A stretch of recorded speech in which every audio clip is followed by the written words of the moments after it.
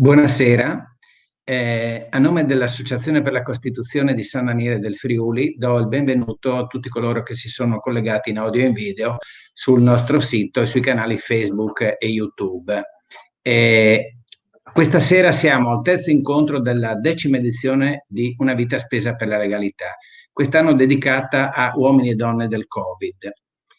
Dobbiamo ringraziare per tutte le iniziative che riusciamo a organizzare nel 2020 la Regione Friuli Venezia Giulia, Prima Cassa Credito Cooperativo e la Comunità Collinare.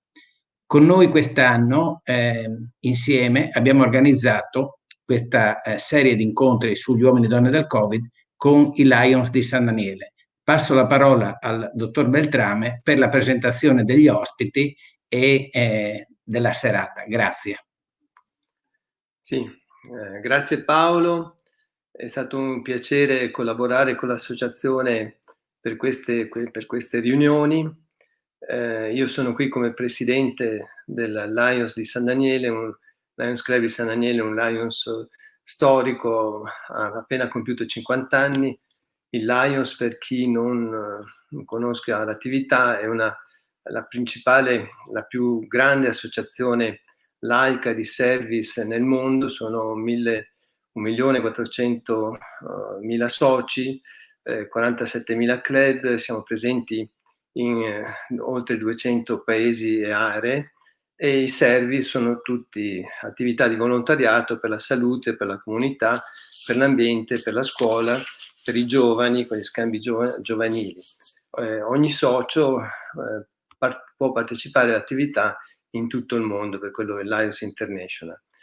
Questa sera abbiamo l'onore di avere un vero luminare, un vero scienziato, non uno scienziato nel post-Covid, uno scienziato già prima del Covid. Adesso basta parlare di virus, sono diventati tutti scienziati, che è il professor Palù.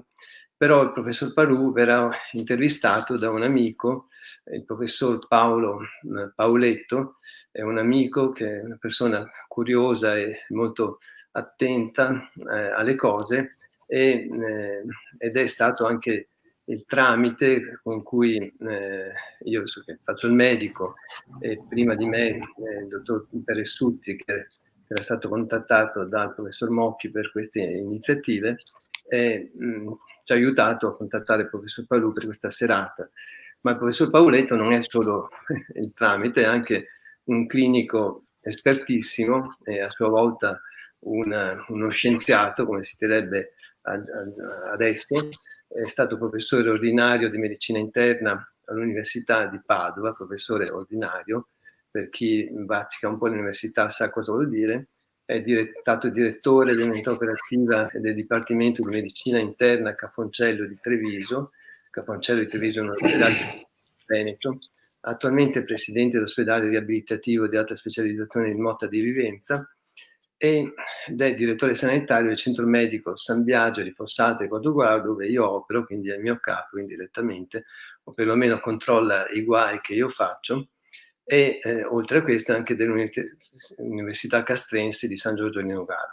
È stato docente a Padova, a Treviso, membro di innumerevoli società e commissioni, e ha numerosissime pubblicazioni. Quindi abbiamo due scienziati che interloquiranno con loro. La presentazione del professor Palù. Questa sera siamo due Giorgi e due Paoli a interloquire. Io ho guardato il curriculum del professor Palù, mi è venuto l'idea che serviva un'applicazione per studiare tutte le cose che ha fatto. Serve un'attività, non so, 10 vite non possono bastare per fare tutto quello che ha fatto lui, e quindi visto che Paolo lo conosce molto bene, lo presenterà lui. Il professor Palù conosce bene San Daniele, ha degli amici a San Daniele, e appena potremo fare qualcosa in presenza sicuramente recupereremo quello che avevamo programmato di fare questa serata. Ormai è andata così e dobbiamo fare di necessità virtù nella serata, che sarà interessante. A te Paolo, e grazie a tutti per essere partecipato a questa serata. Grazie Giorgio.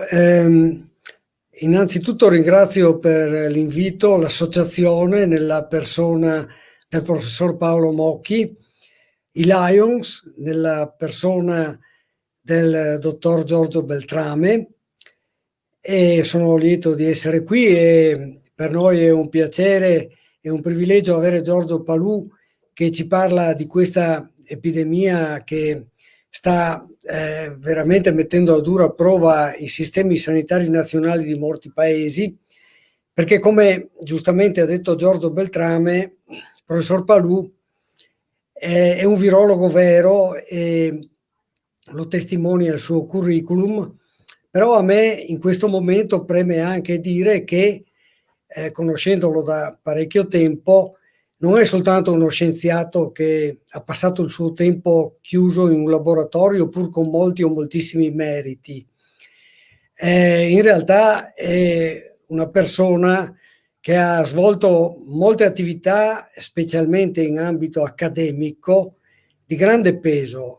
Ricordo qui che è stato preside della Facoltà di Medicina di Padova per 2 mandati consecutivi, durante i quali ha implementato la didattica e la ricerca in maniera molto forte, di cui veramente c'era bisogno. Fra parentesi, ricordo anche che per merito suo e di qualche altro, quorum ego, a Treviso è stato iniziato un corso di laurea in medicina e chirurgia come filiazione della sede di Padova, e non è un'impresa così semplice come può sembrare. Poi il professor Palù ha meriti riconosciuti internazionalmente sul piano scientifico. Dico soltanto che è stato presidente della Società Italiana di Virologia, è stato presidente della Società Europea di Virologia, e quindi è uno scienziato a tutto tondo di levatura internazionale. È stato chiamato in questa emergenza come consulente dalla Regione Veneto, è stato consulente anche della Croazia in questo ambito, e credo di poter dire stasera, e se verrò smentito me ne dispiacerò, che fresca fresca è arrivata la nomina anche a una carica prestigiosissima che è quella di presidente dell'AIFA, a nomina del ministro della salute. E quindi avere una persona che ha questo background e questa visibilità e questa capacità creativa in un organismo così importante, perché l'AIFA, per chi non lo sapesse, fra quanti ci ascoltano, è l'organismo che regola tutta quella che è la farmaceutica, e non solo la farmaceutica in senso stretto, cioè le medicine, ma anche i vaccini, anche tutte le nuove terapie, comprese le terapie geniche, che vengono al giorno d'oggi implementate in medicina. E quindi per il professor Palù questo è l'ennesimo grande riconoscimento.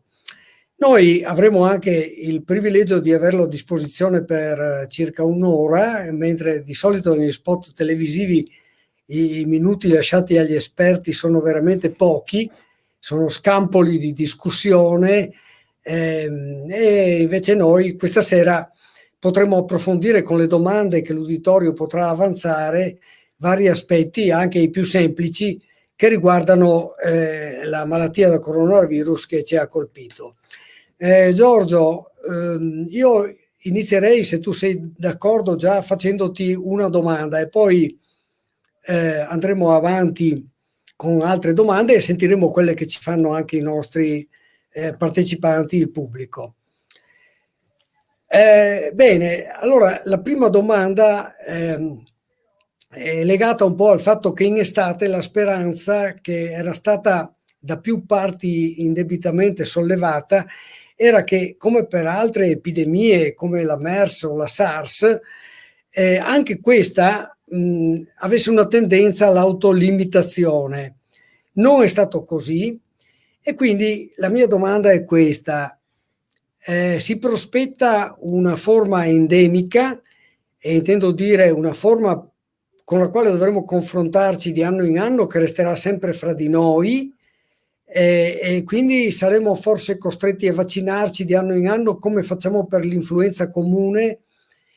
Questo sarà un nostro compagno di viaggio per gli anni a venire. Ecco, questa è la domanda che mi viene per prima. Grazie Paolo, ringrazio il dottor Beltrame, il Lions di San Daniele, una città a cui sono affezionato, ho amici e parenti, qui vengo spesso, quindi ho piacere di essere con voi questa sera. Quindi, per quanto posso cercherò di essere utile in questa che, diciamo, una pandemia che ha sollevato, diciamo, il clamore dei media, che sta cambiando anche la nostra società, sta cambiando dal punto di vista comunicativo, dal punto di vista medico, sociale, con molte implicazioni. Quindi la nostra vita, credo, non sarà più la stessa, anche per quanto forse è stato esagerato. Quindi io cercherò di riportarla a quelle che sono le dimensioni normali, cioè una pandemia causata da un virus di cui in parte conosciamo l'origine, e rispondendo alle domande, prima del professor Pauletto, poi alle vostre, cercherò di essere pratico e di dirvi tutto quello che conosco e quello per cui posso esservi utile. Allora, il professor Pauletto mi chiede se questo è un virus con cui noi vivremo per lungo tempo. Ecco, questo è un coronavirus. I coronavirus sono virus a RNA, li conosciamo dagli anni 60, sono virus che causano il raffreddore. Il raffreddore è una specie di influenza diminuita, depotenziata stagionale, che ha, diciamo, ricorrenze stagionali. Stagionali vuol dire autunno-inverno. È un virus che si diffonde per via respiratoria, i coronavirus. Ne conoscevamo due negli anni 60, il 229E, sono Human Coronavirus 229 e Human Coronavirus OC43, sono sigle isolate negli anni 60 da soggetti che avevano il raffreddore, quindi un po' di starnuto, un po' di rinorrea, qualche volta un po' di mal di gola, forse neanche un rialzo febbrile. Ricordo che la febbre deve superare i 37,5 gradi centigradi. Cosa sono? Da dove originano? Beh, sono tra i virus più diffusi nel mondo animale, causano enteriti, epatiti e forme respiratorie. I due coronavirus che vi ho accennato li abbiamo ereditati, uno dal pipistrello, il 229E, l'altro dal topolino. Pipistrelli e topi, e roditori, sono i mammiferi che hanno più specie nel pianeta, circa 5.000-6.000 specie, credo 3.000-4.000 per i chirotteri, i pipistrelli, che sono mammiferi anche se volano, non sono uccelli, e 2.500 specie diverse di topolini, ratti. Come sono arrivati a noi? Ecco, quando un virus passa da un animale all'uomo, si dice che fa un salto di specie. Perché fa un salto di specie? I virus sono l'elemento vitale, cioè il microrganismo in grado di riprodursi più diffuso sul pianeta, dalle profondità abissali a quelle del nostro intestino, che ospita trilioni di batteri. Sappiate che per ogni specie di batterio c'è un batteriofago, c'è un virus che lo infetta e noi non li conosciamo nemmeno tutti. Quindi i coronavirus sono virus che partono dal mondo animale e, come tanti virus che hanno infezione umana, parliamo dal vaiolo che è venuto dagli equidi, il morbillo che è venuto dai bovini, l'HIV che è venuto dalle scimmie, l'influenza che è venuta dalle anatre, si chiamano zoonotici perché infettano l'animale e infettano l'uomo. Ma ogni virus ha una sua specificità, cioè sono elementi che si riproducono solo all'interno delle nostre cellule, quindi non possono, come i batteri, i parassiti, i funghi, avere vita autonoma e nutrirsi dall'ambiente, e si nutrono all'interno delle nostre cellule. Quindi noi abbiamo virus umani, herpes virus per esempio, abbiamo gli herpes virus del serpente, della scimmia, che non infettano l'uomo, Però può succedere talvolta che un virus di un animale passi all'uomo, e che è avvenuto per i coronavirus già negli anni 60, dal pipistrello, dal topolino all'uomo. Come? Beh, passando di solito in un ospite intermedio. Era un dromedario, un lama, un camelide per il virus del coronavirus 229E, era il bovino per lo C43, e poi, diciamo nel 2002, il primo coronavirus grave che ha dato sindromi gravi con mortalità 10% di letalità, che era il cosiddetto virus della SARS, che vuol dire sindrome respiratoria acuta severa, cioè grave, quindi una polmonite interstiziale. E nel 2012 il virus della MERS, che è un'altra sindrome respiratoria, dal Middle East, nata in Arabia Saudita.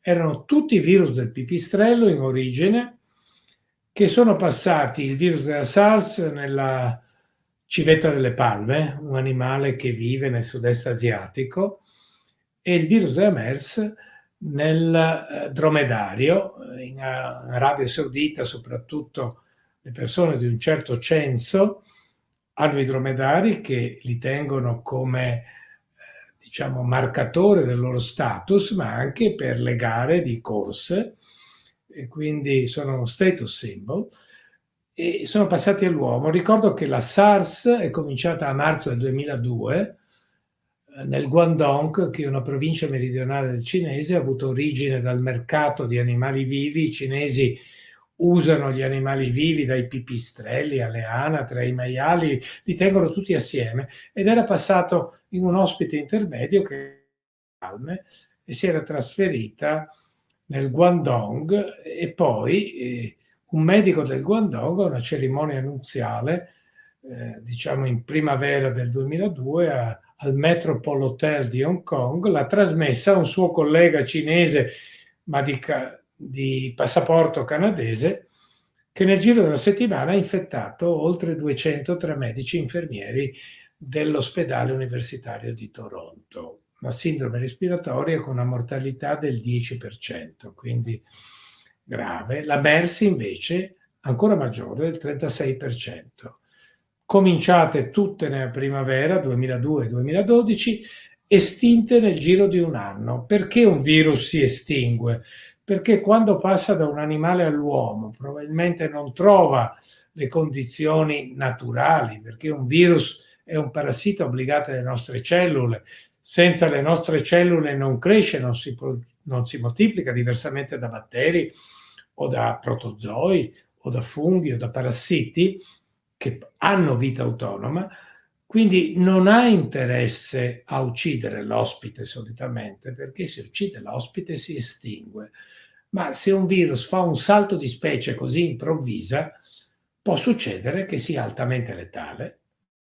Il virus Ebola nasce anche lui da un pipistrello da frutta africano, aveva una mortalità del 95% nel Sudan, un po' meno nel Zaire, ma recentemente, nel 2014-2019, ovviamente con le cure, la mortalità è scesa al 65%, ma è pur sempre quindi un virus che, se uccide l'ospite, si estingue. Infatti la SARS si è estinta nel 2003, quindi è passata l'inverno, ha avuto una riacutizzazione invernale e si è estinta nella primavera estate del 2003. Così ha fatto la MERS nella primavera estate del 2013, quindi un anno di sopravvivenza a questo virus, salvo il fatto che, siccome, diversamente da quanto hanno fatto i cinesi, che hanno eliminato tutti gli animali infettati, i dromedari sono molto preziosi per i sauditi,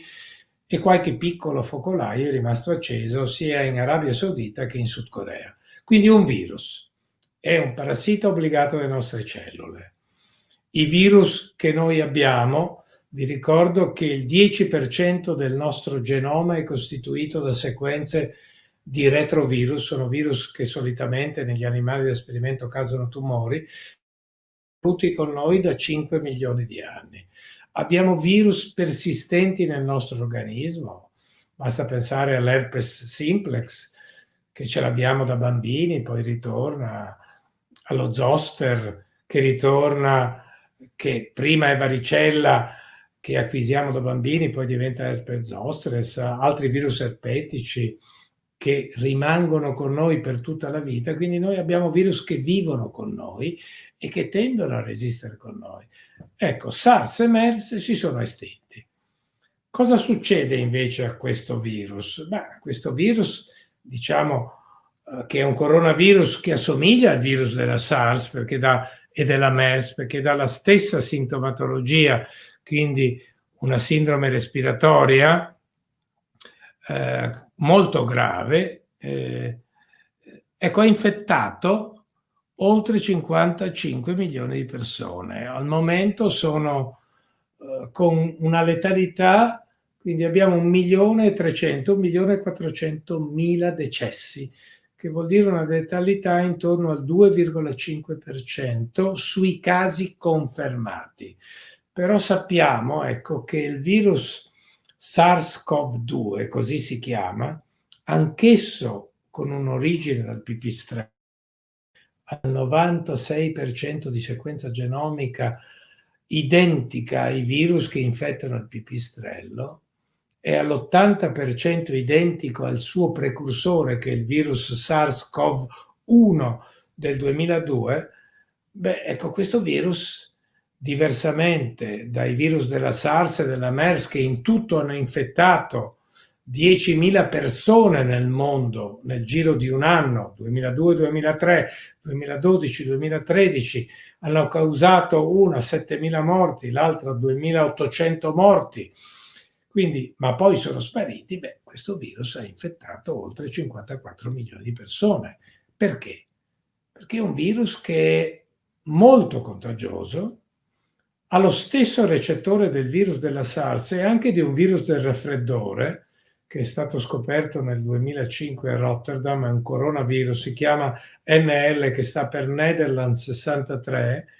Il recettore è l'ACE2, che il professor Pauletto, che è un ipertensiologo famoso, conosce bene, che è l'enzima di conversione dell'angiotensina di tipo 2.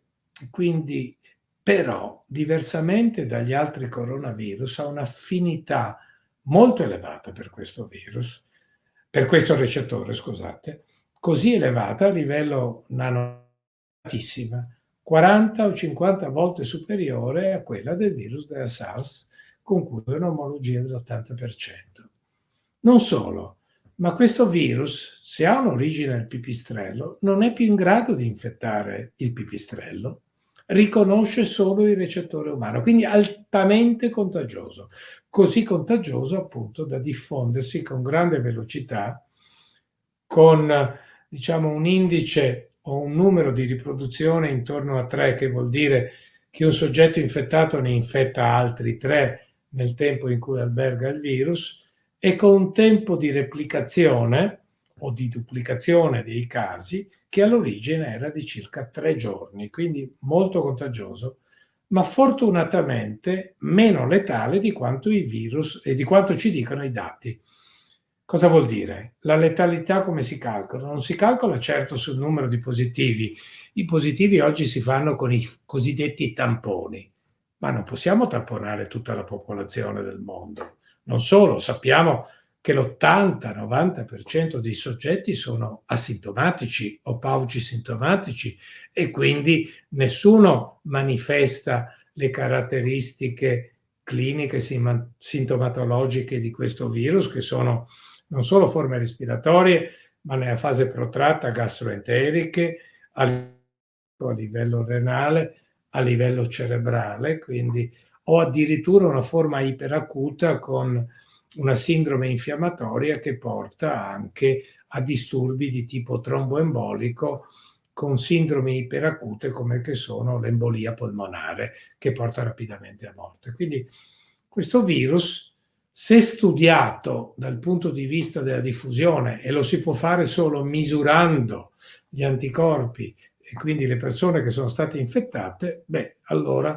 la letalità cala notevolmente dal diciamo 2,4, quello che è oggi sui casi confermati, allo 0,3-0,4%. Quindi è una letalità che è 4-5 volte superiore a quella del virus influenza, ma che ci dice già che un virus che è poco letale, che è molto contagioso, che continua a diffondersi, ha tutta l'intenzione di permanere con l'ospite che ormai è diventato il suo ospite naturale, che siamo noi, la specie umana, l'Homo sapiens sapiens.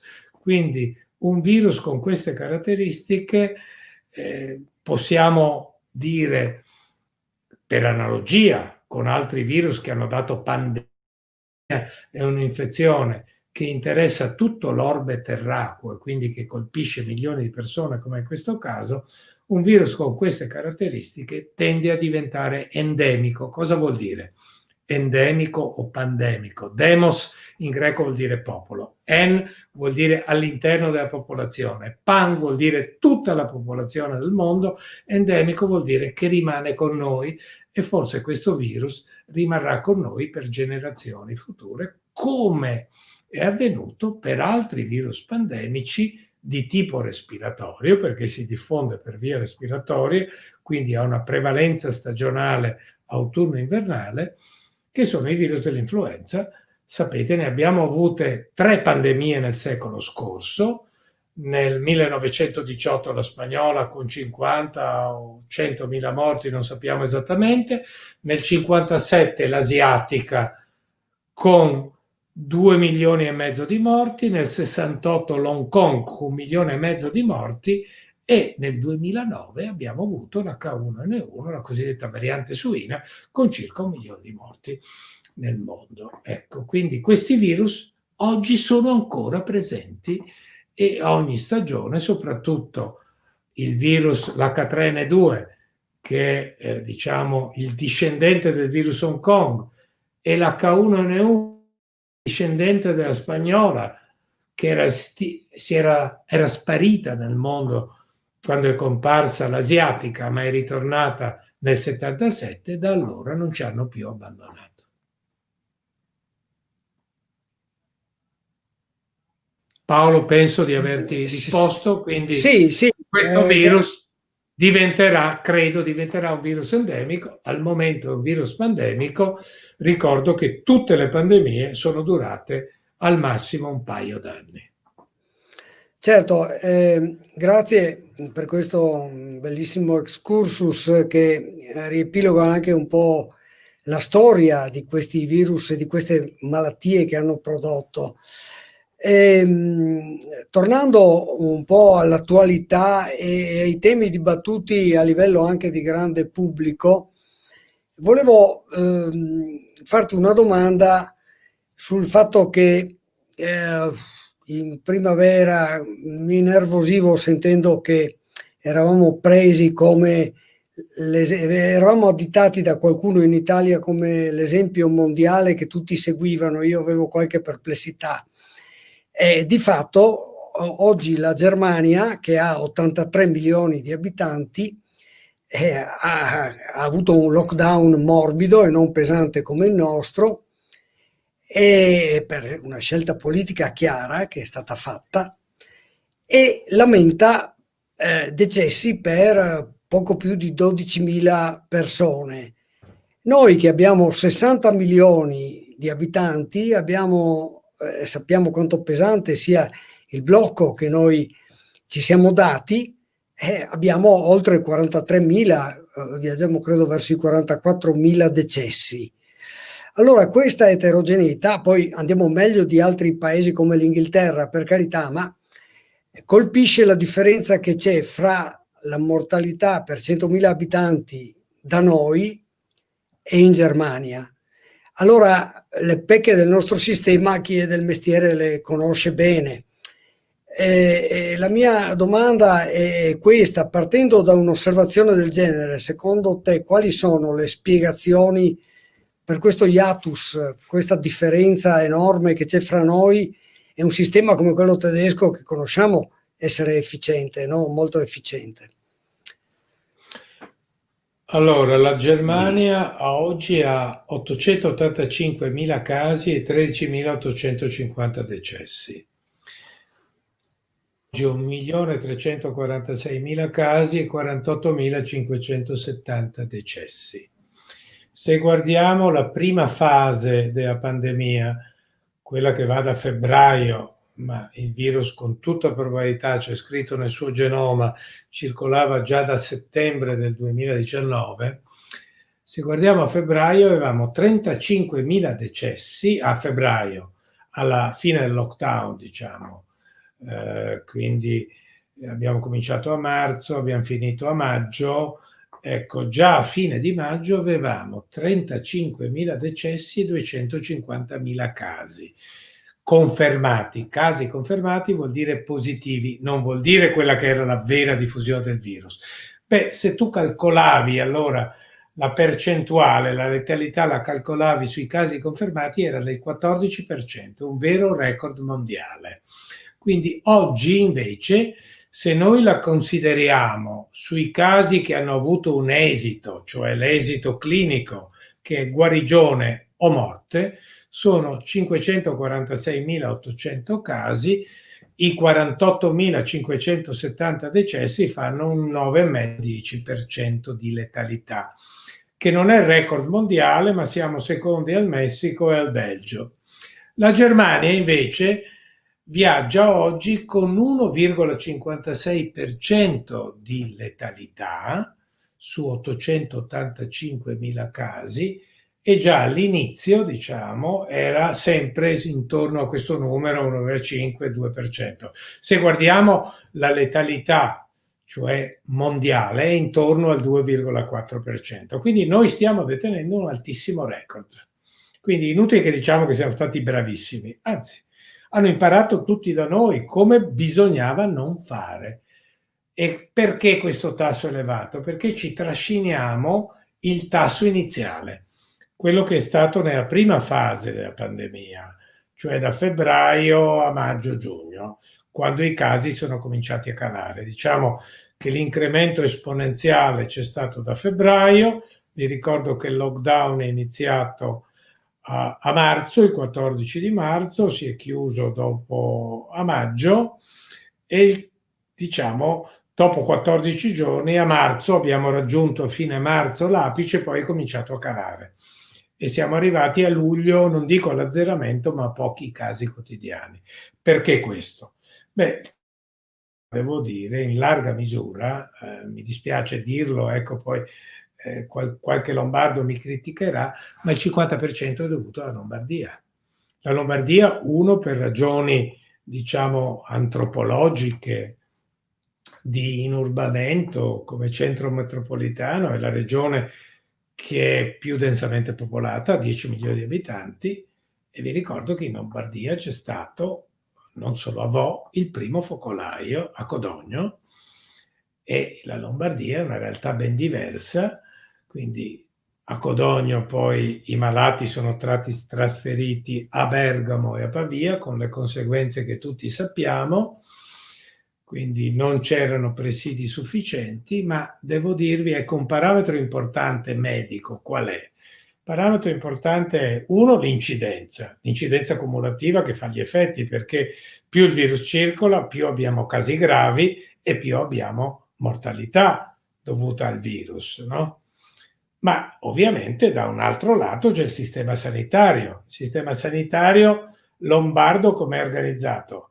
Beh, ha abbandonato tutto il territorio, ha abbandonato i sistemi di prevenzione e di public health sul territorio, i vecchi, diciamo, laboratori di igiene e profilassi, che oggi si chiamano di igiene e salute pubblica, di prevenzione e salute pubblica, in una competizione sfrenata tra pubblico e privato, ha ospedalizzato tutti. Sapete che i criteri del Sant'Anna che valutano la qualità dell'assistenza erogata dalle regioni italiane si basano sui tempi nel pronto soccorso, sulla velocità di ammissione, su quanto uno è tenuto in pronto soccorso, su quanto dura nella reparto medico, sulle conseguenze da quando è stato dimesso. Bene, i lombardi hanno trattato un problema di sanità pubblica come un problema assistenziale.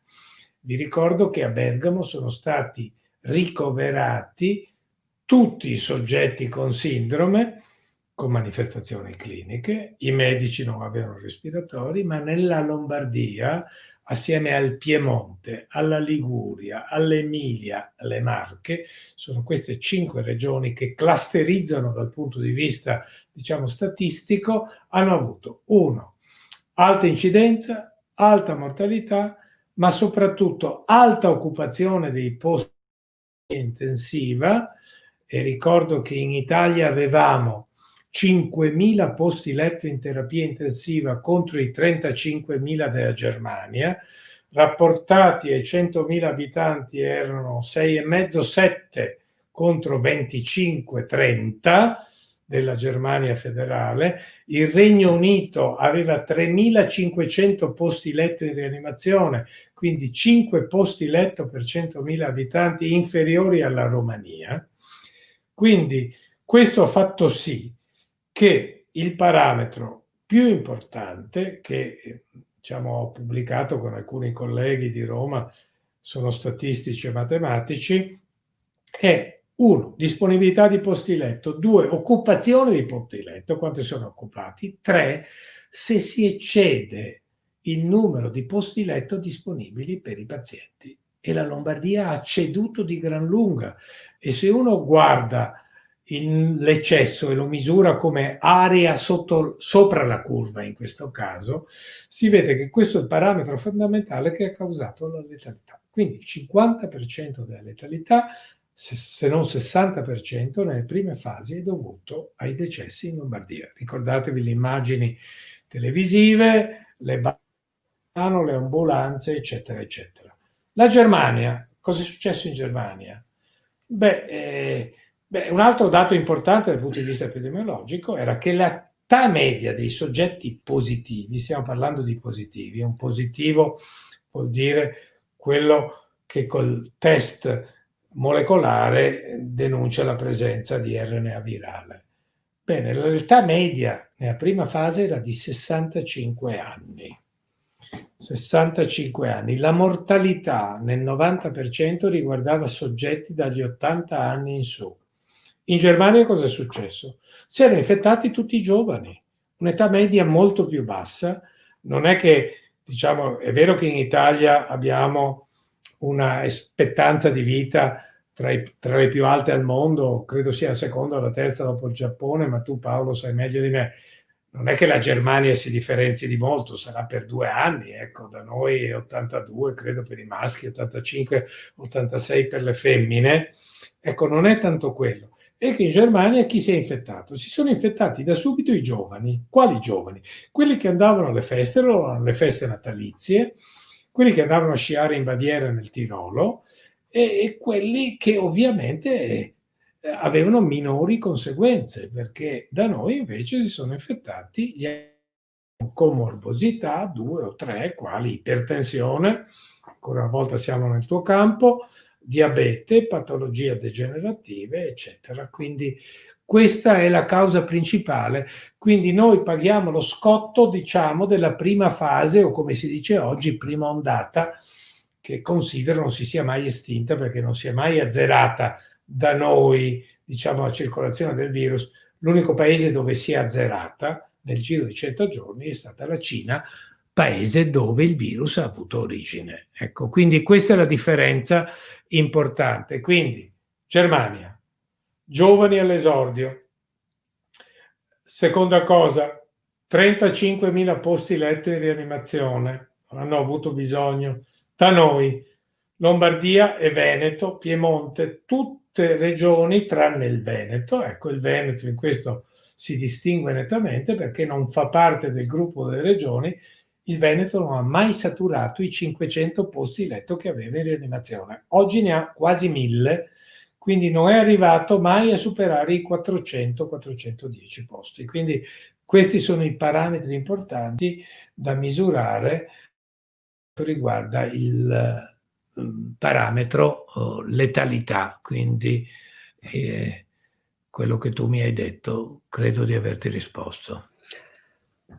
Sì, sì, grazie. Sono osservazioni importanti. In Veneto poi abbiamo avuto il vantaggio di avere anche una medicina territoriale forte, Esatto. perché noi possiamo fare un paragone con l'Emilia-Romagna come popolazione, e l'Emilia-Romagna ha quasi avuto il doppio della letalità rispetto a noi, pur essendo una regione con una sanità forte, perché il sistema è leggermente diverso. Però io, ecco, Giorgio, scusa se adesso, ti interrompo. prego. Il Veneto ha ricoverato nella prima fase il 20% dei soggetti positivi, Sì, la Lombardia il 60%. certo. E dovevamo E questo, sapere, e dove non potevamo non ignorare, che questo è un virus a diffusione nosocomiale, cioè in ambiente ospedaliero.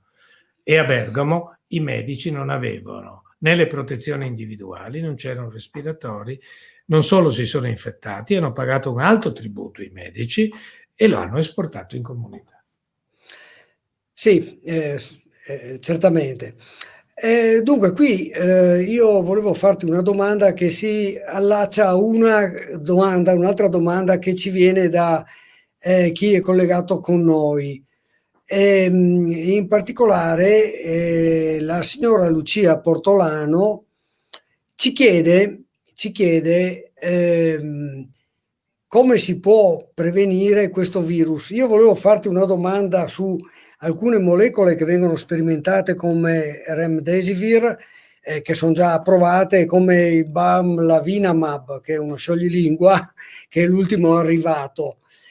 In realtà però, uscendo dall'ambito specialistico, le persone che non abbiano una laurea in medicina vengono bombardate da informazioni come quelle della signora, che generano domande come quella della signora Portolano. Dice: si parla di un cocktail di vitamine tipo C e A. È vero? Se sì, quando prenderle funziona? Che senso ha? Che notizie, che informazioni ci sono? Questa quindi è la domanda. Da Allora un mi hai lato fatto due domande. Sì, Uno sul Remdesivir, che è un analogo dell'adenosina, è quindi un farmaco che è un metabolita fraudolento, si incorpora a livello dell'adenosina, non nelle nostre cellule, ma nei virus che lo incorporano perché non ha enzimi così precisi, polimerasi, come le nostre cellule. Incorporandosi, essendo un analogo di un nucleoside, l'adenosina, poi a quel punto funziona bloccando la sintesi del DNA o dell'RNA in questo caso. Il Remdesivir si era già dimostrato efficace nei confronti della SARS a livello nanomolare, quindi con concentrazioni molto basse che si possono ottenere con pochi milligrammi di composto somministrati a un uomo, quindi ha una buona biodisponibilità, quindi si diffonde bene nell'organismo e quindi con concentrazioni basse inibisce la replicazione non solo di SARS e di MERS, non solo in vitro sulle cellule, ma anche nei macachi. Inibiva benissimo anche l'Lassa fever, che è un virus della febbre emorragica africana con elevata mortalità intorno al 70%, un arenavirus. Inibisce anche un filovirus che è il virus Ebola, sempre a bassa concentrazione, ed è efficace anche, come tutti gli antivirali, nei confronti di SARS-CoV-2. L'hanno dimostrato prima i cinesi, poi l'hanno dimostrato almeno gli americani, diciamo con 3 lavori trial clinici randomizzati, controllati, cioè fatti contro placebo e fatti in doppio cieco, quindi è efficace, diversamente da uno studio raccomandato dall'OMS in Europa, che invece dimostra non una grande efficacia, ma come tutti gli antivirali, il Remdesivir è efficace se somministrato nelle prime fasi dei sintomi. E infatti il lavoro sul New England di 10 giorni fa dimostra l'efficacia proprio nelle polmoniti, quindi nelle infezioni delle vie respiratorie profonde, nelle prime fasi dei sintomi. Quindi è chiaro che un antivirale, una molecola che blocca un virus perché inibisce la replicazione, gliela devi dare prima possibile. Questo vale per l'HIV, vale per il citomegalovirus, vale per l'influenza, per tutti i virus che hanno una fase acuta. Quindi, per quanto riguarda il remdesivir, andrebbe somministrato. Abbiamo visto che Berlusconi è stato curato, e lo stesso Trump in 24 ore ne è uscito, non solo con remdesivir, ma col Regeneron, che è un altro farmaco, mentre quello che tu mi hai detto, il Balavinibab, è della Lilly. Il Regeneron è un prodotto di una biotech americana, ma è una miscela di 3 monoclonali. Cosa sono questi monoclonali? Beh, i monoclonali sono anticorpi che non vengono dati o che non vengono indotti da un vaccino, quindi non prevengono l'infezione, ma vengono dati per curare un'infezione. E come i farmaci antivirali, anche gli anticorpi sono farmaci. Questa è un'immunoterapia, una sieroterapia, un'anticorpoterapia, vanno dati nelle prime fasi dell'infezione. Infatti è dimostrato, il Bamlanivimab è efficace, è un prodotto della Lilly. In fase 2 hanno già dimostrato, in fase 2 vuol dire la fase 1 è quando si studia la dose, la fase 2 quando si vede per un vaccino la risposta immunitaria oppure per un farmaco una certa efficacia agli effetti collaterali. Quindi questi farmaci sono efficaci dati nelle prime fasi. Come agiscono? Come vengono prodotti intanto? Gli anticorpi monoclonali, oggi abbiamo delle tecniche di biologia cellulare che ci permettono di clonare. Cosa vuol dire clonare? Isolare in purezza una cellula di chi? Di un soggetto che è guarito e che ha prodotto gli anticorpi. Isoliamo quindi che cosa? Un linfocita che produce quell'anticorpo specifico.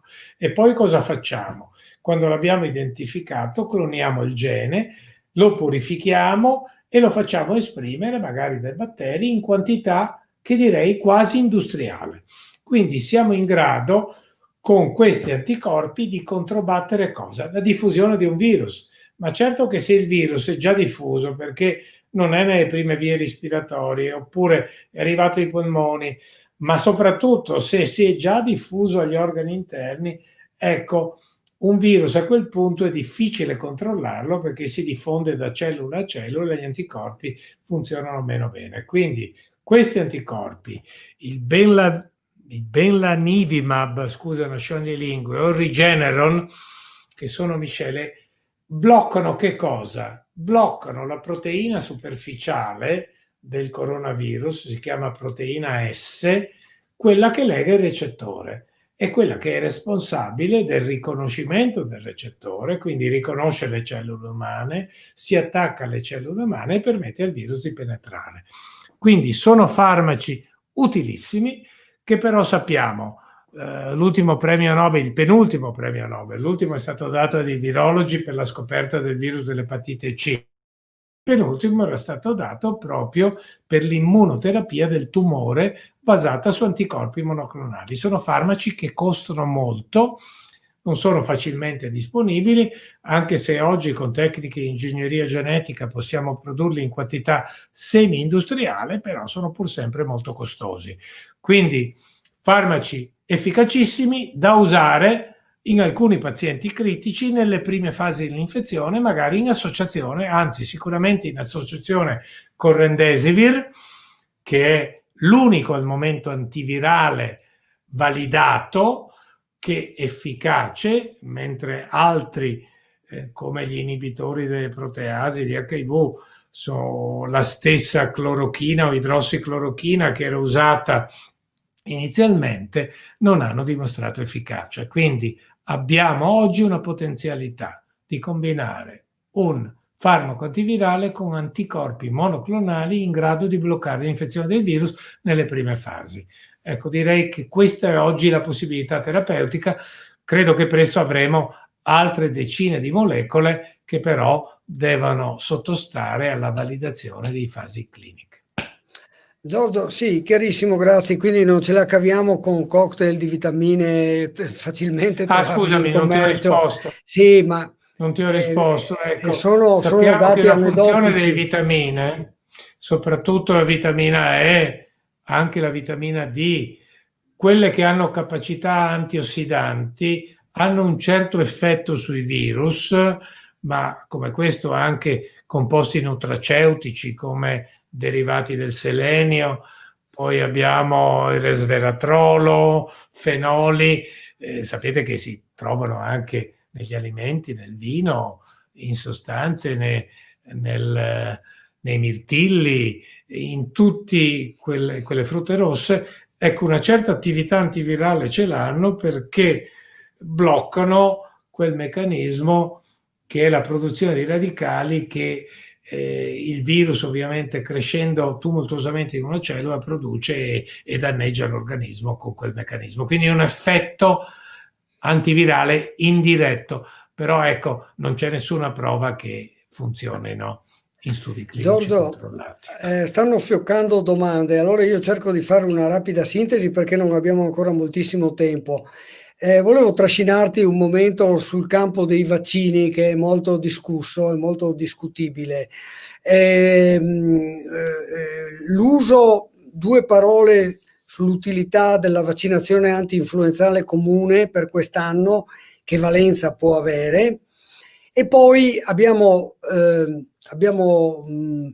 delle domande sui vaccini presenti o immediatamente futuri, quelli che speriamo, quelli che dovremmo nel nostro efficientissimo sistema sanitario distribuire a milioni di persone a meno 80 gradi, cosa veramente problematica, io temo, ma comunque altri vaccini sono più maneggevoli per la larga distribuzione che non il primo vaccino Pfizer. Quindi volevo una tua breve overview sui vaccini, sia quelli specifici per il SARS-CoV-2 che per il comune vaccino anti-influenzale che si consiglia ogni anno agli anziani o alle persone più deboli. E poi, se resta tempo, c'è un'altra domanda molto interessante che però è abbastanza specialistica, che ci fa un nostro ascoltatore, dicendo sì, noi dosiamo gli anticorpi, le IgG e le IgM, però c'è anche una risposta linfocitaria T, e che ruolo può avere, e che quella è molto più difficile ovviamente da misurare nella pratica clinica quotidiana. Però la prima risposta che vorrei, il primo commento che vorrei da te è sui vaccini, su cosa ci aspetta nei prossimi mesi o nei prossimi anni. Allora vediamo, 3 domande. Una sui vaccini, diciamo, per infezioni respiratorie, chiamiamoli non specifici. 2, una sui vaccini anti-SARS-CoV-2 più specifici, e 3 sulla risposta cellula mediata. Così? Sì. Allora, partiamo da quella più semplice. Io raccomando a tutti, anche ai miei nipotini, li ho vaccinati tutti per l'influenza. Perché? L'influenza per 2 ragioni. Uno, per una questione diagnostica, perché in questo periodo, sapete, il coronavirus non è altro che un virus respiratorio, quindi è un virus stagionale, diversamente da quanto, contraddicendosi, ha detto una volta l'OMS e un'altra volta è stagionale, un'altra volta no. Quindi è bene avere una diagnosi differenziale, quindi se ci proteggiamo da alcune infezioni respiratorie è meglio, almeno sappiamo come diagnosticare eventualmente l'infezione Covid-19 da SARS. Non c'è una certa cross reazione? Adesso ti dico una cosa che è importante e storicamente che dovremmo sapere. Guardate che i cosiddetti 50 o 75 o 100 milioni di morti del 18 della Spagnola, sembra che oltre il 50% fossero altro che polmoniti da pneumococco, perché sappiamo tutti che l'influenza, il virus influenzale, non è un virus che infetti. Ne abbiamo diciamo circa 10.000 morti all'anno l'influenza stagionale fa in Italia, con oltre 15 milioni di infettati.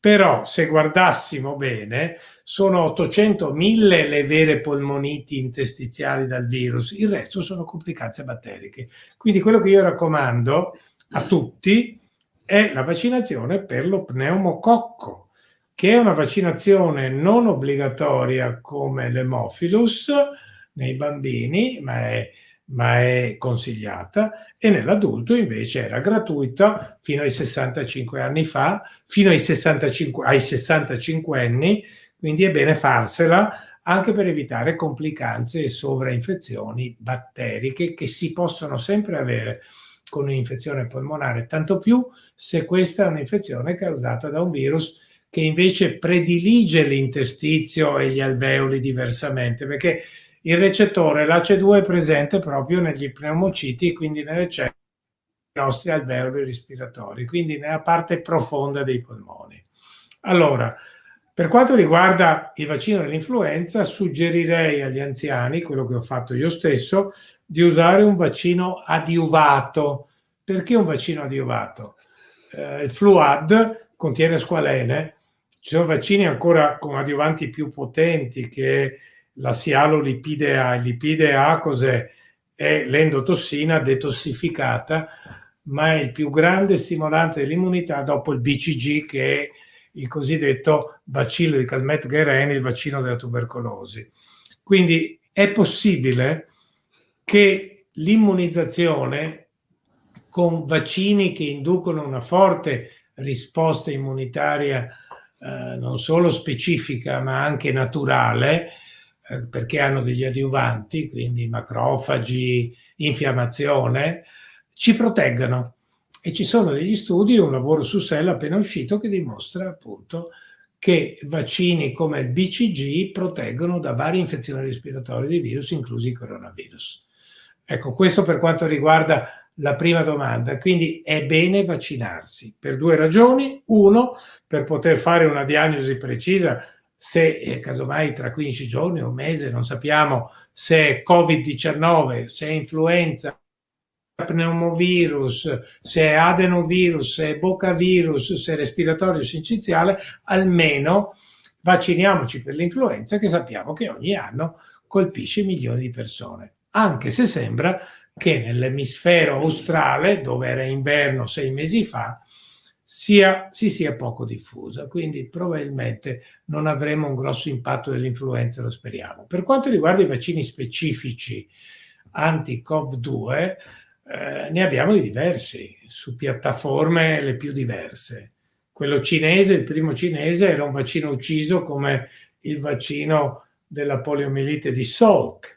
Quindi cosa vuol dire un vaccino ucciso? Si purifica il virus, lo si inattiva con la formalina e lo si inocula come tale, e quindi prendi il virus, lo ammazzi e lo inoculi tutto, quindi hai risposte contro tutte le proteine del virus, non solo contro la proteina di superficie, che è quella contro cui noi montiamo gli anticorpi neutralizzanti. Ricordo che un vaccino, di solito, diceva Pasteur, quando mi occupo di una nuova malattia non penso a un rimedio, ma penso al modo di prevenirla. Quindi prevenire è meglio che curare, perché se io mi vaccino prevengo addirittura non la malattia, l'infezione, che è il momento prima della malattia.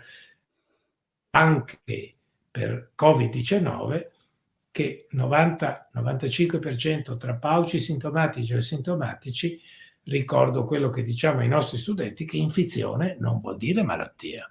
Quindi, ecco, il vaccino previene addirittura l'infezione.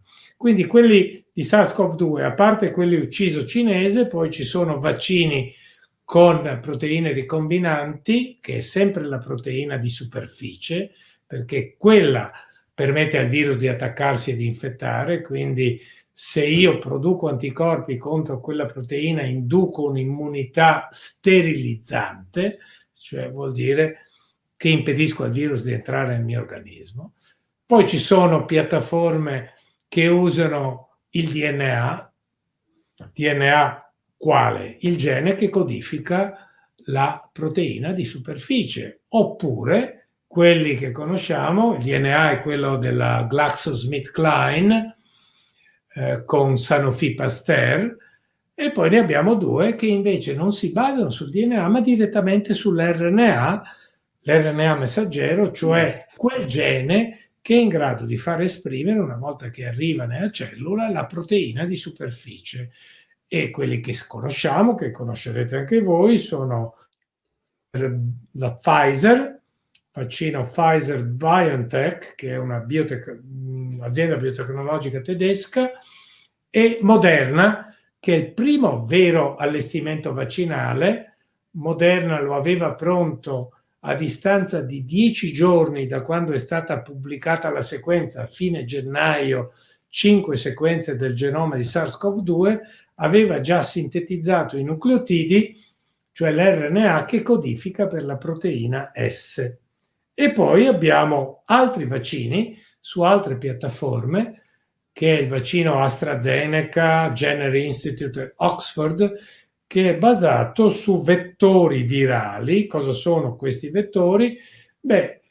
Sono dei virus depotenziati che riescono a infettare la cellula, fanno un ciclo di replicazione, ma non sono in grado poi di propagarsi perché mancano di alcuni geni. Però se in questi virus noi inseriamo il gene per la proteina che codifica questa proteina di superficie contro cui si formano gli anticorpi neutralizzanti, ecco che possiamo avere un sistema vettoriale che stimola moltissimo il sistema immunitario, perché è come un'infezione naturale. Voi sapete che l'infezione naturale è il modo migliore, perché uno che si infetta di morbillo da piccolo non avrà più il morbillo per tutta la vita. Ecco, quindi l'infezione naturale è la vaccinazione naturale. Cosa hanno questi vaccini? Che sono quelli che sono arrivati nella fase di sperimentazione più avanzata, si chiama fase 3, dove si misura l'efficacia rispetto a un controllo, che è di solito il placebo, considerate l'acqua di Lourdes verso il vaccino, a decine di migliaia di persone. Quindi sia Pfizer che Moderna hanno vaccini basati sulla stessa piattaforma, che è costituita da RNA messaggero. E cosa sappiamo di questi vaccini? Sappiamo quello che ci ha detto un comunicato stampa delle due aziende. Non abbiamo visto pubblicazioni scientifiche. Ci hanno detto che hanno un'efficacia del 91-95, poi tutti e due del 95%. Cosa vuol dire efficacia del 95%? Si ha l'efficacia del 95% quando si vaccinano dei soggetti mai esposti all'infezione virale, una vaccinati con il vaccino, gli altri con il MOC, cioè con di Lourdes, diciamo, o con lo zucchero, e poi alla fine si va a vedere quanti si sono infettati. Ecco, quindi cosa hanno fatto queste due aziende? Quando sono arrivati a 100 persone infettate, sono andati a vedere e hanno visto che 95 di queste persone infettate erano nel gruppo che aveva ricevuto il placebo, cioè l'acqua miracolosa, e non il vaccino. Quindi hanno calcolato l'efficienza del 95%. Però quello che noi non sappiamo è quanto dura questa risposta. Erano stati tutti vaccinati con 2 dosi? Sappiamo che non tutti sono stati vaccinati con 2 dosi. Quanti anziani sono protetti rispetto ai bambini o agli adulti? Quanto dura questa immunità? Sappiamo che lo studio ha 2 mesi, 3 di durata, non di più, e un vaccino deve garantire una immunizzazione come era quella che negli anni 80 si era visto con i coronavirus del raffreddore, quando dei volontari si erano offerti liberamente di farsi inoculare il virus perché 2 anni prima avevano avuto il raffreddore da quel coronavirus ed erano protetti a distanza di 2 anni. Quindi non sappiamo quanto duri. Il dato importante è che sappiamo non solo dai vaccini Pfizer e AstraZeneca, quelli che sono arrivati in fase clinica, come quello russo che usa un adenovirus 26 e adenovirus 5 umano, o un altro cinese che usa l'adenovirus 5, cioè usa un vettore virale depotenziato, che i soggetti immunizzati hanno tutti anticorpi neutralizzanti in grado di neutralizzare non solo il virus circolante in Cina o in Russia o negli Stati Uniti o in India, perché ovviamente questi studi si fanno dove la prevalenza è maggiore. Sappiamo sono quasi 12 milioni infettati negli Stati Uniti, 9 milioni in India e quasi 8 milioni in Brasile. Quindi si fanno là e si va ovviamente a verificare quello che avviene. Ecco, quindi sono in grado di proteggerci in vitro anche da virus che circolano in altri emisferi. Quindi questo è un dato molto importante. E un dato importante, ma lo sapevamo già, era il dato cinese che è uscito su una rivista come Science, che dimostrava che tutti i soggetti che avevano avuto il Covid-19 e anche con sintomi, alla fine che guarivano, avevano tutti anticorpi in grado di neutralizzare il virus. Quindi, qual è il significato di tutto ciò? Che i coronavirus, diversamente da altri virus persistenti, come la virus erpetico, come il citomegalo, come l'Epstein-Barr, come l'epatite C, come l'epatite B, producono una risposta in grado di proteggerci. Quindi già l'infezione naturale ci immunizza. Quindi è chiaro che se l'infezione naturale produce un'immunità stabile, un vaccino non può che funzionare. Quindi togliamoci dalla testa quello che dicevano gli scettici, per i coronavirus un vaccino sarà una risposta importante. Ecco, quello che ancora non sappiamo è quanto durerà, che tipo di popolazione protegge e quale non protegge, se ci protegge contro tutti i virus. E un dato, ecco, significativo, e torno all'ultima domanda, è l'immunità cellulare. Beh, sappiamo, ecco, che gli anticorpi... Giorgio, questa ce la fa un nostro ex allievo, un nostro ex studente ce l'ha fatta. Quindi abbiamo seminato qualcosa, Antonio Murrone che ci scrive e ci sì, dice... Murrone, lo conosco. Murrone, anche sindacalista, rappresenta i medici nei nostri organi nazionali. Certo, ci fa questa domanda in particolare per quanto riguarda l'immunità immediata, e quindi 2 parole su questa.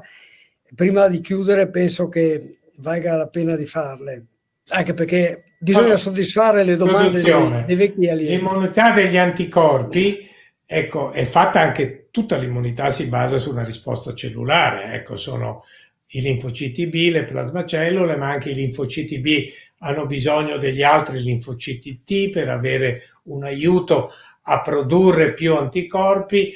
E questo come avviene? Perché riconoscono alcune sequenze, sono sequenze abbastanza lunghe, cioè sequenze di aminoacidi, e quindi di proteine, in questo caso della proteina S, o di aminoacidi della proteina S, quanto lunghi. Mentre poi esiste un altro tipo di risposta che è importante nelle infezioni virali, come nei tumori, che è quella che fa sì che quando noi siamo infettati e gli anticorpi non ci hanno protetto, o perché non erano prodotti all'inizio dell'infezione, non l'hanno neutralizzata, o perché il virus ormai è entrato in parenchimi, in organi profondi, e lì si replica passando non nel sangue o nell'intestizio, ma da cellula a cellula, quindi un anticorpo non può riconoscerlo, quindi anche se l'abbiamo, perché l'anticorpo ovviamente sta in una superficie liquida, no? Quindi o nel sangue o nel fluido extracellulare, ma se un virus passa da cellula a cellula perché è invaso un organo, quello che ci... cosa sono? Quei linfociti che si chiamano killer, cioè sono linfociti che ammazzano le cellule infettate perché riconoscono sulla superficie delle corte sequenze, sono più piccole queste sequenze. Bene, questa si chiama immunità cellula mediata, che è importante in tutti i virus. Lo sappiamo già nell'influenza, anche dagli anni '80. Mi ricordo quando ero a Milil, c'era Asconas, una virologa londinese, che studiava solo questa immunità quando tutti studiavano gli anticorpi, e aveva dimostrato chiaramente che è utilissima questa immunità. Per cosa? Per diminuire, per liberarci del virus quando nelle infezioni persistenti, perché eliminava le cellule infettate, quindi con meccanismo le uccideva perché riconosceva gli antigeni del virus sulla superficie delle cellule. Allora, cosa sappiamo di questa immunità cellula mediata? Beh, sappiamo delle cose importanti, in particolare da 2 studi, uno sviluppato alla Oia da Sette, è un italiano come tanti immigrato, e un altro dal gruppo di Christian Drosten alla Charité di Berlino, che hanno dimostrato, guarda caso, che i linfociti T, queste cellule, l'immunità cellula mediata, quelli che aggrediscono le cellule infettate, non il virus libero nel sangue o nei fluidi, questi linfociti addirittura hanno una memoria così lunga che soggetti che nel 2002-2003 hanno avuto la SARS sono ancora in grado di riconoscere il SARS-CoV-2. o addirittura persone che hanno avuto il coronavirus del raffreddore, NL63, 229E o C43, HK1, sono questi 4 i virus. Bene, sono in grado di riconoscere che cosa riconoscono? Riconoscono ovviamente sequenze corte molto conservate. Quali sequenze? Beh, quelli che non sono presenti nel sito della proteina S che si lega al recettore, ma nella parte che si fonde, quindi quella più conservata. Quindi c'è un'immunità non solo mediata dagli anticorpi, anticorpo mediata, ma cellula mediata che ha una lunga memoria, e anche se noi vediamo scomparire negli anticorpi nel sangue, come nei vaccinati per l'epatite B, sappiamo che quei soggetti, o come nei vaccinati contro la tossina del tetano, la tossina tetanica, il tossoide tetanico, non vediamo gli anticorpi, ma sappiamo che ci sono cellule memoria che circolano. Quindi cellule memoria che produrranno o anticorpi o addirittura sono in grado di produrre quei linfociti che ammazzano le cellule. Quindi è importantissimo questo. Ancora non sappiamo in questi vaccini cosa succede a questa immunità. Quindi questa memoria, Giorgio, è stata osservata anche negli asintomatici. Linfociti T sono stati dimostrati 2 lavori su Nature anche negli asintomatici, quindi un minimo di risposta ai coronavirus, una quota di popolazione ce l'ha già naturalmente. Senti, ti volevo, allora, a parte che qualcuno ha eccepito che l'acqua di Lourdes sia paragonabile al placebo, ma questo scusami, non importa. Ho usato un termine sbagliato. L'acqua di Lourdes, che lo diciamo noi in ambito medico, quando ci riferiamo a quel presidio santifico su base. Volevamo concludere facendoti una domanda che è un po' un'illazione, perché so che tu te ne stai occupando con un gruppo anche di esperti di altri paesi, ma questo benedetto virus ha un ospite intermedio, non ce l'ha? È nato in laboratorio o è spuntato per evoluzione naturale? No, è una domanda così un po' provocatoria, ma anche generica. Ma sulla base della tua esperienza, perché Montagnier, che di virus qualcosa ne capisce, ha avanzato un dubbio molto esplicito sull'origine di questo virus, dicendo: io so che stavano sperimentando un vaccino per l'HIV ingegnerizzando coronavirus. Qual è la tua opinione? È naturale o è scappato? Allora, guarda, io credo che non ci sarà una risposta precisa, perché sarà difficile dire se l'ha fatto la natura o se in qualche modo c'è intervenuto l'uomo, quindi è impossibile dimostrare. C'era un bel lavoro su Nature Medicine di aprile del 2020 di Christian Andersen che diceva che non poteva essere che la natura, anche se c'erano delle sequenze uniche che aveva questo virus, che costituiscono il 4% che lo differenziano dai virus del pipistrello e che lo rendono un virus umanizzato. Beh, allora, ecco, diciamo che per dire che sia un virus naturale, se avessimo trovato un ospite intermedio, allora potevamo pensare alla ricombinazione, quel meccanismo che fa sì che, diciamo, in un ospite magari più vicino all'uomo si acquisisca una affinità maggiore per le nostre cellule. Questo non è ancora dimostrato. Non è dimostrato che esiste un virus identico a questo nel pipistrello, anzi, il virus non infetta più il pipistrello, quindi ecco, qualcosa è successo. Quindi, se è successo in natura, però dovremmo dimostrarlo. Se è successo invece in maniera artificiale, anche qui dovremmo dimostrarlo. Una volta si vedeva se l'uomo era intervenuto geneticamente, perché di solito per modificare il genoma di un virus si mettevano delle sequenze per enzimi di restrizione, si clonava, ma oggi con i mezzi che abbiamo, anche qui un premio Nobel dato quest'anno per la chimica a CRISPR-Cas9, a quelle forbici molecolari che sono una specie di bisturi chirurgico che riesce a modificare il DNA o l'RNA, senza lasciare segno, introducendo qualsiasi modifica e correggendo qualsiasi sequenza di DNA, ecco, questo sarebbe possibile, ma quindi non lascia segni. Ecco, quello che io ho pubblicato, almeno 3 o 4 pubblicazioni, adesso con alcuni colleghi, sia virologi che matematici, che fisici, che statistici. Ecco, devo dire, io non sono un grande esperto, ma sono un po' vecchio, ma questi stanno guardando tutte le sequenze pubblicate del pipistrello, dei virus del pangolino, dei virus del visone, dei virus del furetto, coronavirus ovviamente, e le valuto con le sequenze umane. Allora ci sono 3 fenomeni, 3 eventi che sono distinti e che possono far pensare all'intervento dell'uomo oppure qualcosa che è avvenuto in laboratorio. Uno, nella proteina S, riguardano tutti la proteina S, che è quella che lega, è la principale contro cui si montano gli anticorpi. Nella porzione terminale non ha, come tutti i coronavirus del pipistrello e anche umani, una depressione. Cosa serve questa depressione? È una depressione nel sito che lega l'acido sialico. Questi legano anche l'acido sialico come i virus dell'influenza, oltre al recettore.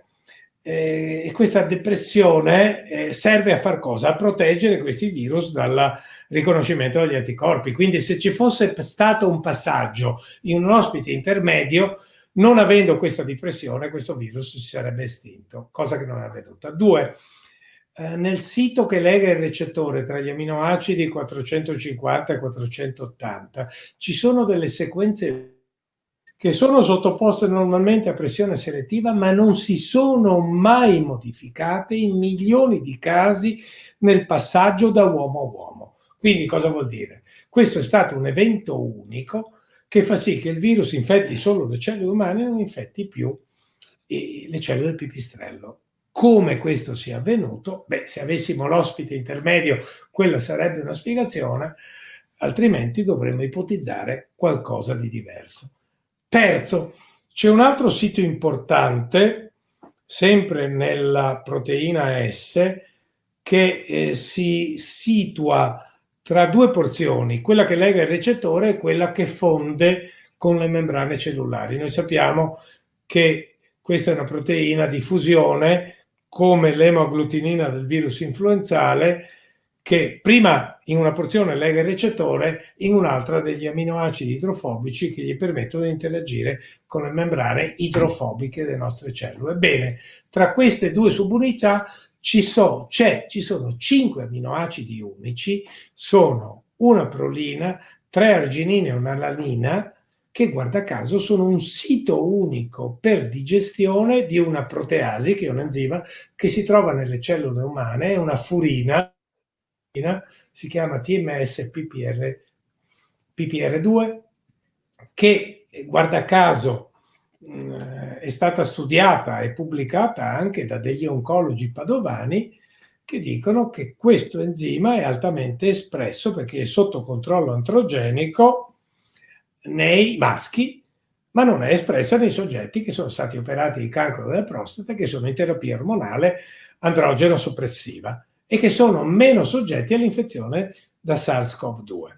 Ecco, questa sequenza, guarda caso, è unica, è un intervento unico, non si è mai modificata ed è in un sito che non è sottoposto a ricombinazione. Ho detto che questo è un RNA che ricombina, vuol dire che fa del crossing over, ma questo è un sito dove questo crossing over non avviene. Quindi e questo è strano. Ci sono almeno 3 elementi per dire che qualcosa è successo, e l'ultimo elemento è che chi lavora col virus influenza lo sa benissimo, e anche con i vaccini per vari virus, che se io voglio crescere il virus influenzale in cellule umane, lo tengo per lungo tempo in cultura cellulare, cosa succede? Che acquisisce delle sequenze che rendono il virus più infettivo, e guarda caso sono proprio sequenze che assomigliano a questi 4-5 aminoacidi. Perché? Perché il virus dell'influenza infetta meglio, ha bisogno per infettare di una proteasi cellulare, e guarda caso quando c'è la commistione con infezione batterica infetta ancora di più. Quindi è un fenomeno che può avvenire senza tanto bisogno di manipolazione genetica, semplicemente coltivando il virus. E a Wuhan, la dottoressa Zheng Li Shi da 10 anni coltiva tutti i virus del pipistrello che sono presenti in Cina. A Wuhan non c'è il pipistrello, a Wuhan non c'è il pangolino, a Wuhan non ci sono caverne dove vanno gli speleologi, ma a Wuhan ci sono tutti i virus del pipistrello che hanno isolato in quell'unica caverna della Cina orientale dove questi pipistrelli esistono e contengono un virus che assomiglia al 96, ma non al 100%, il virus della SARS-CoV-2. Guarda caso, pipistrelli che non sono infettabili però dal virus della SARS-CoV-2. E in quella regione i soggetti che vivono non hanno nessun anticorpo contro il virus del pipistrello. Quindi un passaggio pipistrello o uomo è difficile da ipotizzare. Quindi ti ho dato un quadro.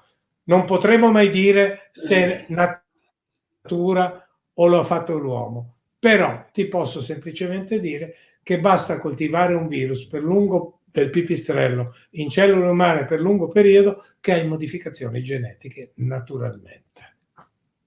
Grazie, è un argomento molto complicato e molto specialistico indubbiamente. Ci sarebbero molte altre domande perché questo argomento suscita molto interesse e molta curiosità. Non so se abbiamo ancora tempo disponibile. Poi c'è un paio di domande provocatorie, se tu dai una risposta lampo forse ci stiamo. La prima è sui test rapidi, sui test antigenici, sulla loro validità, ma io piuttosto farei la domanda sul loro uso più che sulla loro validità. E poi che cosa ne pensi sul ruolo dell'informazione italiana sul coronavirus e sulla malattia e su quello che è successo? Questa è una risposta, poi una domanda che meriterebbe una risposta lunghissima. Se ci fai un flash sui test rapidi, che poi sono molto eterogenei, e sul loro uso più che sulla loro validità, perché la validità io credo che sia strettamente correlata all'uso che ne fai e all'ambito nei quali vengono usati e vengono adottati. Allora, test rapidi come i test molecolari, all'inizio avevamo di tutto, non era nulla certificato, alcuni non sapevamo neanche che sequenze amplificavano o che antigene rivelavano, però oggi allora per la loro validazione alcuni sono validati dall'FDA, altri sono validati CAUD, cioè da quella Commissione Europea che fa capo al Paul Ehrlich Institute di Francoforte, che è quello che valida diciamo quello che le ditte producono in base a che cosa? A performance analitiche, che sono la sensibilità, la specificità, cioè che un negativo sia veramente negativo, che un positivo sia positivo, al valore predittivo positivo o negativo di un test e alla variabilità in ambito di laboratorio. Ecco, esistono test molto sensibili e molto specifici tra i test rapidi che come uso sono fondamentali. Non solo sono validati dall'FDA o dalla CAVD, cioè dalla diciamo validazione europea, ma insomma ci danno una risposta in 5 minuti, sono applicabili su larghissima scala, costano pochissimo, sono applicabili per screening dove un test molecolare non può essere. Vi ricordo che un test molecolare in Italia ha un tempo di 4,5 giorni. Con un virus che in 2 giorni può già infettare o passare da individuo a individuo, voi capite che senso ha applicare un test molecolare, un tampone molecolare a tappeto per cercare di bloccare il contagio o di individuare o di tracciare gli asintomatici, che oggi sono il 90-95%. Quindi un test antigenico è fondamentale per lo screening rapido. Allora, importante però che sia fatto. Che limite ha? Ha il limite della sensibilità, è meno sensibile un test alla PCR, che però è così tanto sensibile che qualche volta ci dà dei falsi positivi e soprattutto anche con una specificità del 95% in una circolazione con una prevalenza del virus bassa, il rischio che ci dia un falso positivo è del quasi 50%. Quindi un test meno sensibile invece ci permette di dire che quando è positivo sicuramente quel soggetto che è positivo alberga un virus che è infettivo, Perché esiste un assioma in infettivologia, che questo vale per tutti i virus, dal morbillo, dalla parotite, dall'epatite C, al dengue, all'HIV, che più elevata è la replicazione del virus e quindi più alta è la carica di stretto organico e più esiste la possibilità di trasmetterlo. Questo è innegabile.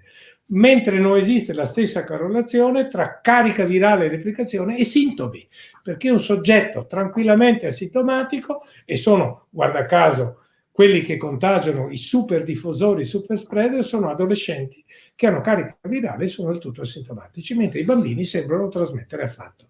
Quindi i test rapidi sono fondamentali e si useranno sempre più. Ormai in molte regioni, ma guardate, molte nazioni, Stati Uniti, Germania, Olanda, Regno Unito, stanno usando sempre più i test rapidi, anche perché i test molecolari non ce la faremo.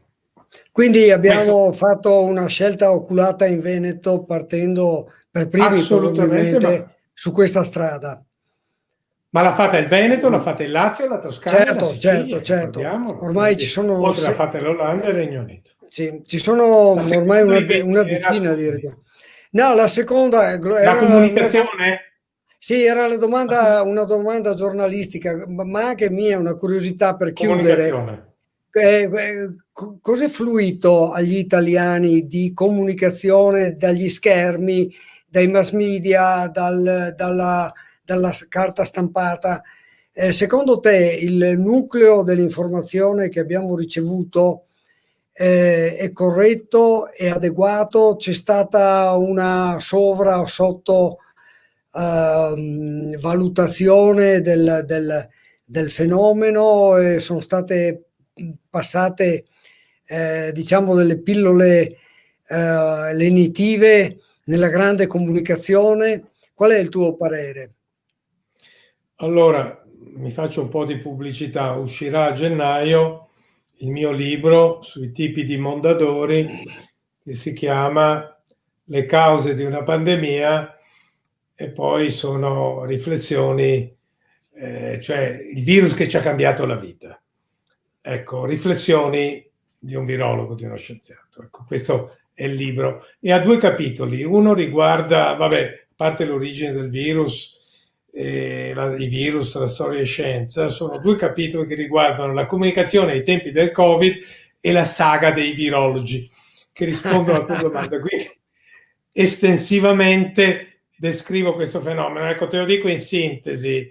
Secondo me non si era mai vista una drammatizzazione, quella che io ho chiamato infodemia, cioè una pandemia informatica. Ricordo che nel 2009 abbiamo avuto una pandemia, ma nessuno si è sognato di fare tamponi a tappeto. Guardate che se avessimo fatto tamponi per l'influenza ne avremmo trovati più di positivi che al coronavirus, perché non ci siamo preoccupati. Influenza conosciamo. Questo virus è stato enfatizzato come non mai. Ha avuto un impatto anche diverso.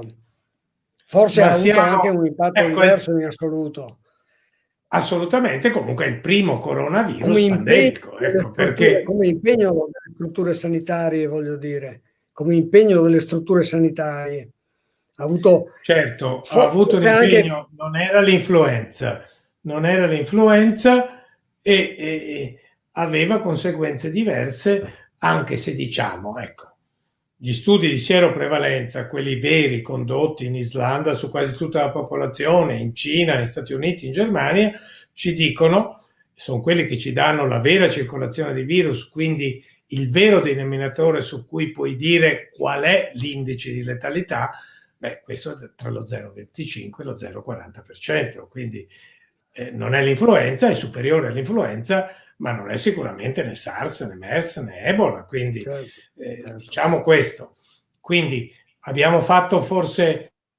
C'è un pensiero unico dominante, abbiamo diviso subito tra negazionisti. Pensati che io, che insegno che i virus sono l'elemento più diffuso nel pianeta e sono quello che a trilioni popola il nostro organismo, sono stato etichettato come negazionista perché ho cercato di dire le cose in maniera obiettiva, ecco, quindi che non era la fine del mondo, perché vi ricordo che all'inizio è stato detto questo virus ci ammazzerà tutti, ci estinguerà, è come la spagnola, la terza, la quarta ondata. Ma quale terza ondata? Siamo ancora nella prima ondata, perché non si è estinta, questo virus non ha smesso di circolare. Solo in Cina sono riusciti in 100 giorni a eliminarlo, e sappiamo come, l'hai anticipato anche tu.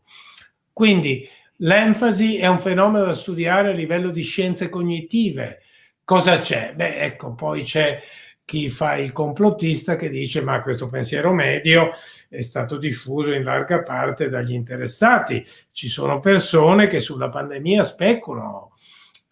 Il pensiero unico, l'infusione del terrore alla popolazione, cosa fa? Che tutti si preoccupano, e quando arriva una notizia buona, cosa si chiama insider trading, no? Aggiotaggio. In economia tu guadagni un sacco nel mercato borsistico. Abbiamo visto come si sono alzate le azioni della Pfizer o di Moderna rapidamente, semplicemente con un annuncio, con un press release.